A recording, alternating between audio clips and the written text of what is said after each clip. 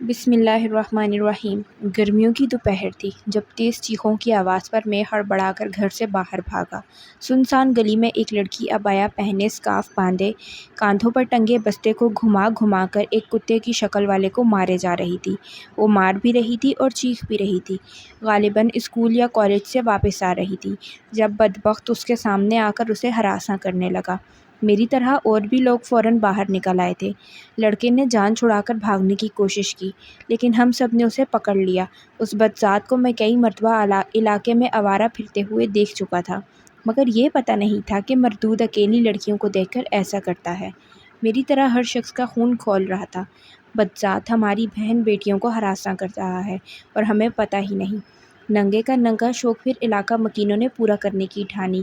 بانس لائے، پشت کی طرف سے دائیں بائیں سیدھے کر کے دونوں ہاتھ باندھے، گدھا گاڑی پر کھڑا کر کے دونوں اطراف سے ٹانگیں باندھی اور جلوس روانہ ہوا۔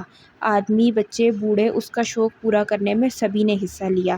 گلی گلی، کریا کریا، پورے علاقے کا چکر لگوایا۔ بڑی دیر بعد پولیس بلوائی گئی۔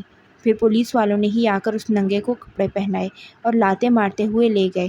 پیچھے پیچھے علاقہ مکین بھی پہنچے اور ایسے ایسے کیس ٹھوکے اس پر کہ اب گندگی پھیلانے باہر نہیں نکل سکتا تھا۔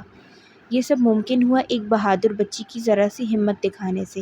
میری تمام قوم کی خواتین سے گزارش ہے کہ ڈریں مت، ان خارش زدہ کتوں کی ایسی کی تیسی کر کے رکھ دیں۔ ہم سب آپ کے ساتھ ہیں، آپ کے رکھوالے ہیں۔ ویڈیو پسند آئے تو ویڈیو کو لائک کریں اور اپنے دوستوں کے ساتھ شیئر کریں، اور اگر چینل پر نئے ہیں تو چینل کو سبسکرائب کرنا مت بھولیے گا۔ شکریہ۔